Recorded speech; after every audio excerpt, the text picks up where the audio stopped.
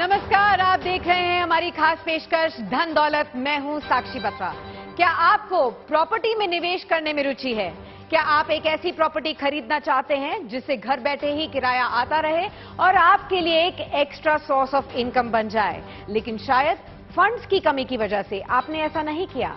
अगर मैं आपसे कहूं कि आपको प्रॉपर्टी से रेंटल इनकम पाने के लिए लाखों करोड़ों रुपयों की जरूरत नहीं है, लेकिन महज 5,000 से 10,000 रुपए निवेश करके भी आप किसी शॉपिंग कॉम्प्लेक्स या फिर कमर्शियल प्रॉपर्टी से रेंटल इनकम कमा सकते हैं, तो क्या आप मानेंगे? ऐसा हो सकता है अगर आप निवेश करें रीट्स में। जी हां, रीट्स यानी कि रियल एस्टेट इन्वेस्टमेंट ट्रस्ट। तो इसमें आप कैसे निवेश कर सकते हैं, ये काम कैसे कर सकता है, तो इन सभी बातों के बारे में जानेंगे। लेकिन सबसे पहले जानिए रीट्स है क्या इस खास रिपोर्ट में।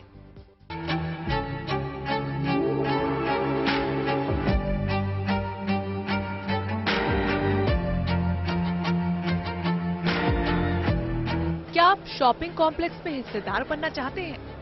बिजनेस पार्क में शेयर धारक की भूमिका में दिखना पसंद करेंगे, या फिर किसी कमर्शियल कॉम्प्लेक्स में इन्वेस्ट कर एक रेगुलर इनकम की चाहत रखते हैं? रियल एस्टेट में लाखों की प्रॉपर्टी में निवेश करना आसान नहीं। भारी भरकम इन्वेस्टमेंट की वजह से ज्यादातर लोगों के लिए सपना सा लगता है, लेकिन ये सब कुछ मुमकिन हो सकता है, बस इसके लिए कुछ कदम उठाने होंगे। आप REIT यानी रियल एस्टेट इन्वेस्टमेंट ट्रस्ट के जरिए ये काम कर सकते हैं।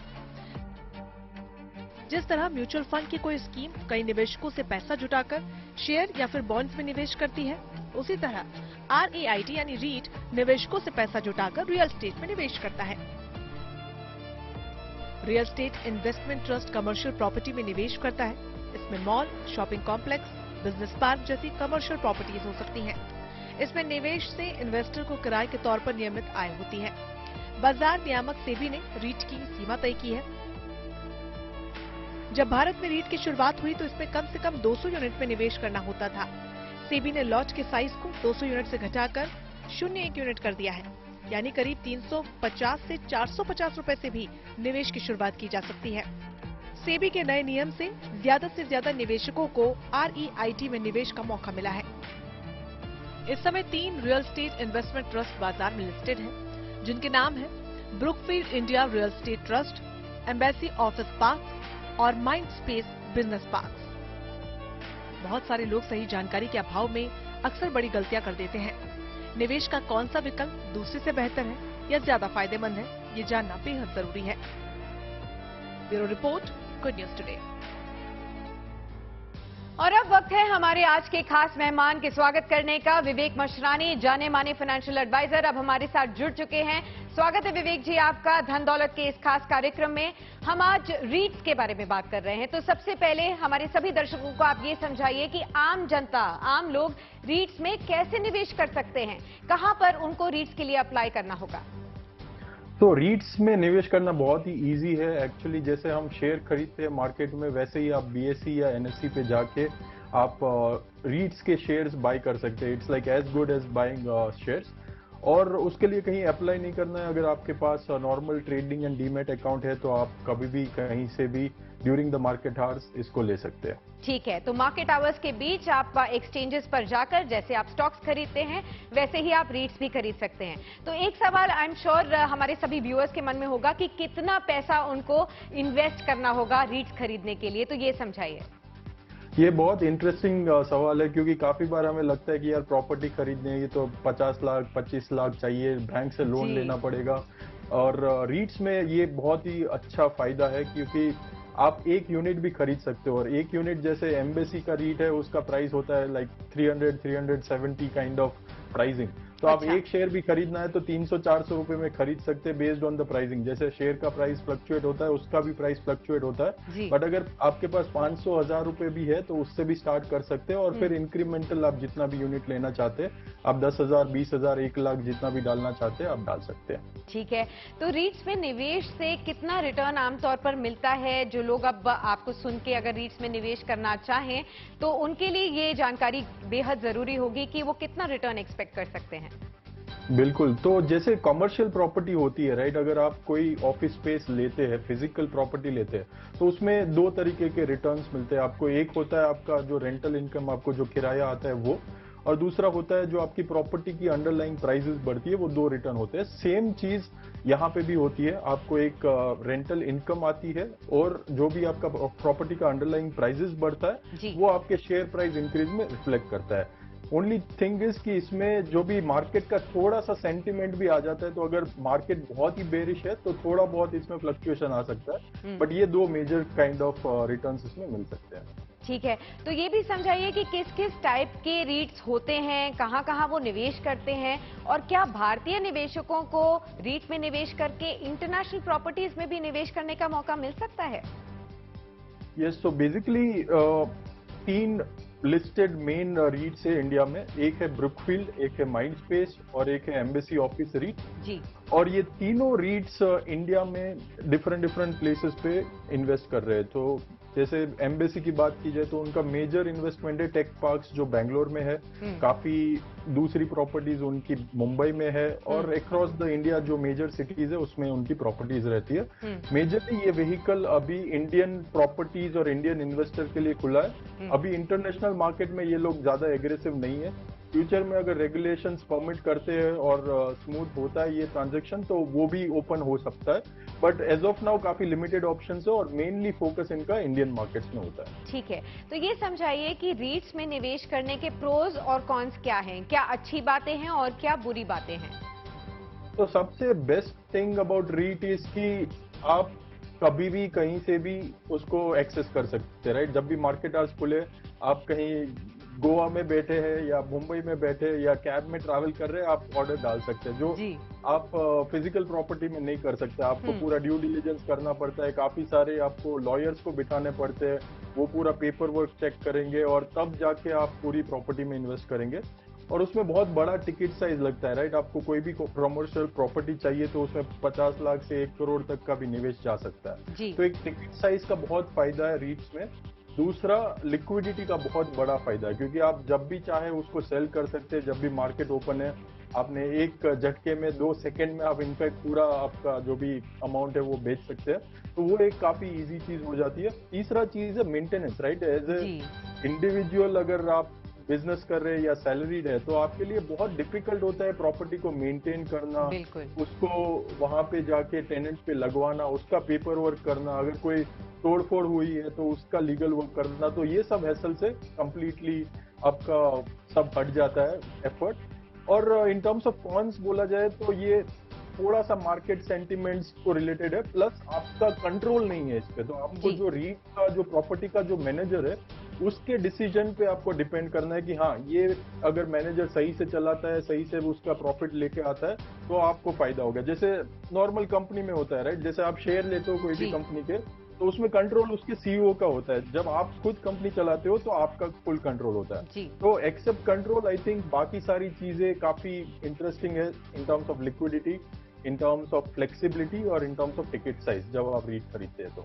एक और सवाल मेरे मन में था पूछने के लिए कि अभी करंटली कैसे देख रहे हैं आप रियल एस्टेट सेक्टर में डिमांड को? क्या अभी सही वक्त है रीट्स के जरिए भी रियल एस्टेट में निवेश करने का? क्या आगे जाते हुए अच्छे रिटर्न्स की उम्मीद कर सकते हैं इन्वेस्टर्स? तो आई थिंक इसमें कैपिटल एप्रिसिएशन जितना इन्फ्लेशन होता है ऑलमोस्ट उतना ये होता है, 4 से 5% कैपिटल एप्रिसिएशन हो सकता है। ठीक है। और मेजर इनका जो इन्वेस्टेबल थीसिस होता है वो इनका डिविडेंड इनकम जो होता है उसके लिए लोग करते हैं, क्योंकि एक स्टेबल कैश फ्लो आपको चाहिए और उसके हिसाब से आप चूज कर सकते हैं। एज ऑफ नाउ ये सब मोस्टली जो तीनों रीट्स है उनका यील्ड अप्रोक्सीमेटली 6 से 7% है और आप उसमें 3 से 5% का कैपिटल एप्रिसिएशन अप्रोक्सीमेटली मिला लीजिए तो अराउंड 10 से 12% का अप्रोक्सीमेटली आपको ईयरली एप्रिसिएशन मिल सकता है, दोनों को इंक्लूड करके। ठीक है विवेक जी, आप बने रहिए हमारे साथ क्योंकि जनता के भी बहुत सारे सवाल हमारे पास आए हैं रीट्स के ऊपर और वो भी आपसे जल्द ही पूछेंगे। अब रियल एस्टेट में रीट्स के जरिए निवेश करने से पहले कुछ और बातों का ध्यान आपको रखना जरूरी है। सबसे पहले पोर्टफोलियो ऑक्यूपेंसी परसेंटेज। आपको ये पता होना जरूरी है कि रीट्स के जरिए आप जिस प्रॉपर्टी में इन्वेस्ट कर रहे हैं उसमें कितना एरिया किराए पर दिया गया है। इसका अनुमान आपको आसानी से ऑक्यूपेंसी परसेंटेज से पता चल जाएगा। ज्यादा परसेंटेज मतलब ज्यादा किराया यानी कि ज्यादा रिटर्न। फिर दूसरा पॉइंट है टेनेंट क्वालिटी, आपकी रीट ने किसको प्रॉपर्टी पर रेंट दिया हुआ है वो भी आपके लिए जानना जरूरी है। अगर वो आईटी कंपनी है, फार्मा सेक्टर है, कोई मैन्युफैक्चरिंग की कंपनी है, इस तरीके की कंपनीज और सेक्टर ज्यादातर अच्छे किराएदार होते हैं जहां पर प्रॉपर्टीज खाली नहीं रहती और किराया भी आपको अच्छा मिलता है। फिर एक और बात है कि नंबर ऑफ टेनेंट्स कितने हैं, आपकी प्रॉपर्टी कितने किराएदारों को दी गई है रेंट पर, इसका भी आपको पता होना चाहिए। अगर किसी प्रॉपर्टी में किराएदारों की संख्या अधिक है तो उसके खाली रहने की गुंजाइश कम होगी, यानी कि आपको बेहतर रिटर्न्स मिल सकते हैं। लोकेशन ऑफ प्रॉपर्टी, ये भी आपको जानना जरूरी है कि रीट्स ने कहां प्रॉपर्टी ली है और उसकी वजह से आपको पता चल सकता है कि वो बड़ा शहर या छोटा शहर है। अगर किसी रीट ने बड़े छोटे दोनों मार्केट्स में निवेश किया हुआ है तो आपको सुरक्षित रिटर्न मिलने की भी गारंटी हो सकती है। अगला पॉइंट है डिविडेंड यील्ड, यानी कि ट्रस्ट साल दर साल कितना डिविडेंड दे रही है। इससे आपको रीट की हेल्थ के बारे में भी जानकारी होगी कि कितनी स्ट्रांग कंपनी की फंडामेंटल है। फिर उसके पास परफॉर्मेंस को देखिए, निवेश करने से पहले रीट का महीने का या फिर 6 महीने का, 1 साल या 3 साल का परफॉर्मेंस देख लीजिए, उससे आपको अंदाजा हो जाएगा कि पिछले कुछ समय में किस तरीके का रिटर्न इस रीट ने दिया है। और आखिर में प्रॉफिट उस रीट का कितना है ये भी जान लीजिए, रीट को कितना मुनाफा हो रहा है, साल दर साल उसके रेंटल इनकम में कंपनी में कितनी बढ़ोतरी हो रही है, ये भी आपके लिए जानना बेहद जरूरी है। और अब चलते हैं मेरे सहयोगी हर्ष वर्मा के पास, जो आपको बताएंगे कि निवेश के लिए मार्केट में आपके लिए कौन कौन से रीट्स अवेलेबल हैं और इनमें निवेशकों को कैसा रिटर्न मिल रहा है। तो चलिए हम आपको समझाते हैं कि रेट काम कैसे करता है, इसमें निवेश कैसे किया जा सकता है। तो सबसे पहले देखिए, अब मैं आपको समझाऊं तो जो रेट है वो म्यूचुअल फंड्स की तरह काम करता है। तो इसमें आप ये देखिए कि सबसे पहले पॉइंट के जरिए मैं आपको समझाऊं तो ये देखिए म्यूचुअल फंड्स की तरह इसमें काम करते हैं। इसमें क्या होता है कि ऐसी प्रॉपर्टीज जो रेट है वो खरीदते हैं जहां पे अच्छी रेंटल इनकम होती है। और जो अच्छी रेंटल इनकम होती है, जैसे भारत में रेट मुख्य तौर पर क्या करता है, ऑफिस में निवेश करता है, ऑफिस स्पेस हो गया, लॉजिस्टिक स्पेस हो गया या हॉस्पिटल जैसे इनके फेवरेट डेस्टिनेशन है। लेकिन अमेरिकी बाजारों में बात की जाए तो रेट के लिए वेयर हाउस, मॉल जैसे फेवरेट डेस्टिनेशन है। अब रेट को प्रॉपर्टी से जो रेंटल इनकम होती है, अब उस रेंटल इनकम को क्या करता है, वो डिविडेंड के तौर पर अपने निवेशकों को लौटाता है। और अगर इसके नियमों की बात की जाए तो ये नियम इनकम का के हिसाब से 90% हिस्सा जो होता है इन्वेस्टर्स के बीच डिविडेंड के तौर पर रीट को लौटाना पड़ता है। अब हम बात करते हैं कि भाई भारत में जो रेट्स हैं जो रजिस्टर्ड हैं शेयर मार्केट में, वो कहां रजिस्टर्ड हैं, तो उसके बारे में भी आप जान लीजिए। अब ये देखिए 3 तरह के ट्रस्ट हैं, इसमें है Brookfield India real estate trust, अगला जो है वो है माइंड स्पेस बिजनेस पार्क्स, तीसरा जो है ये है एम्बेसी ऑफिस पार्क्स। तो ये क्या है कि शेयरों की तरह इसमें ट्रेड होता है, भाव बढ़ते या घटते रहते हैं, बिल्कुल उसी की तरह। अब अगला हम लोग आपको बताते हैं कि इसमें रिटर्न कितना मिला, तो रिटर्न के बारे में भी जानिए। अब ये देखिए ब्रुकफील्ड इंडिया का रिटर्न जो 6 महीने का था वो लगभग 11% है और 1 साल का लगभग 31% है, यानी कि ताबड़तोड़ रिटर्न दिया है इसने। अब उसके बाद हम बात करते हैं, ये देखिए अब माइंड स्पेस बिजनेस पार्क्स की बात करते हैं तो 6 महीने में इसने लगभग 17% में 16.5% का रिटर्न दिया है और 1 साल का इन्होंने 24% तक का रिटर्न दिया है। अब उसके बाद देखिए हमारा एक और है, अब हम बात करते हैं एम्बेसी ऑफिस की। यहाँ पे थोड़ा सा निराशा हाथ लगी है, 6 महीने में माइनस लगभग 4% रिटर्न रहा है, माइनस में गया है आपका रिटर्न, और बल्कि 1 साल में लगभग 5% रहा है। तो ये तो बात हुई कि कितना रिटर्न मिला। अब हम बात करते हैं कि अगर आप मान लीजिए कि अब अगर आप चाहते हैं कि निवेश करना कि म्यूचुअल फंड्स में जो रियल एस्टेट से जुड़े म्यूचुअल फंड्स है उसमें निवेश करना चाहते हैं तो हमारे पास उसके भी ऑप्शंस है आपके लिए। कोटक इंटरनेशनल है, आप इसमें निवेश कर सकते हैं, या फिर पीजीआईएम जो है PGIM India global select real estate securities है, आप इसमें भी निवेश कर सकते हैं, या फिर एक और ऑप्शन है आपके पास महिंद्रा मैन्युलाइफ एशिया पैसिफिक। तो ये सारे विकल्प है, इस चीजों का आप ध्यान रख सकते हैं। विवेक जी अब हमारे साथ जुड़े हुए हैं और वक्त है अब जनता के सवाल पूछने का। विवेक जी सबसे पहला सवाल हमारे पास दिल्ली से आया है, ये अनुज का सवाल है। ये जानना चाहते हैं कि क्या रीट्स में निवेश करने के लिए कोई लॉक इन पीरियड भी होता है जिसके लिए उनको निवेशित रहना होगा रीट्स में? नहीं, बिल्कुल नहीं। जो भी अभी लिस्टेड रीट्स है उसमें कोई भी लॉक इन जरूरी नहीं है। आप कभी भी एज ए शेयर जैसे आप लेते हो उसको ले सकते हैं और कभी भी आपको बेचना है आप मार्केट में डायरेक्टली बेच सकते हैं। विवेक जी अगला सवाल सूरत से आया है और ये जिग्नेश का है। वो जानना चाहते हैं कि कैसे वो अपने लिए सही और बेस्ट रीट्स का चुनाव करें। देखो रीट्स का चुनाव आपको एक तो लोकेशन पे करना होता है कि कौन से सिटी में मेजॉरिटी कॉन्सेंट्रेशन है। तो से फॉर एग्जांपल आपको बेंगलोर का कंसंट्रेशन चाहिए तो एम्बेसी बेटर हो सकता है, ब्रुकफील्ड बेटर हो सकता है। आपको हैदराबाद और मुंबई का ज्यादा एक्सपोजर चाहिए तो माइंड स्पेस बेटर हो सकता है। ये एक पहलू है। दूसरा पहलू है टैक्सेशन का, राइट। सो रीट्स है ना, 3 अलग अलग ट्रांचेस में उनका जो डिविडेंड हमें देती है वो डिराइव करती है। एक होता है उनका जो रेंट आता है वो पास थ्रू करते हैं हमें एज ए डिविडेंड। दूसरा जो भी एंटिटी में वो लोग डेट देते हैं उनका इंटरेस्ट हमें आता है। और तीसरा जो डेट है उनका जो प्रिंसिपल अमाउंट है वो वापस आता है।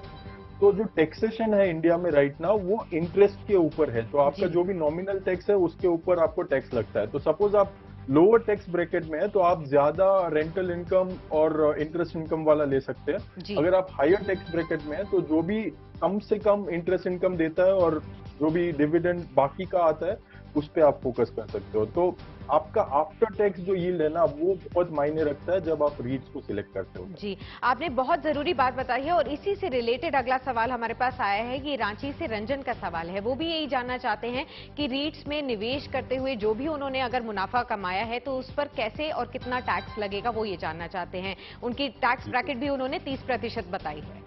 राइट। तो अगर 30% टैक्स ब्रैकेट आप है तो आपका जो इंटरेस्ट कंपोनेंट है उस पे आपको टैक्स भरना पड़ता है।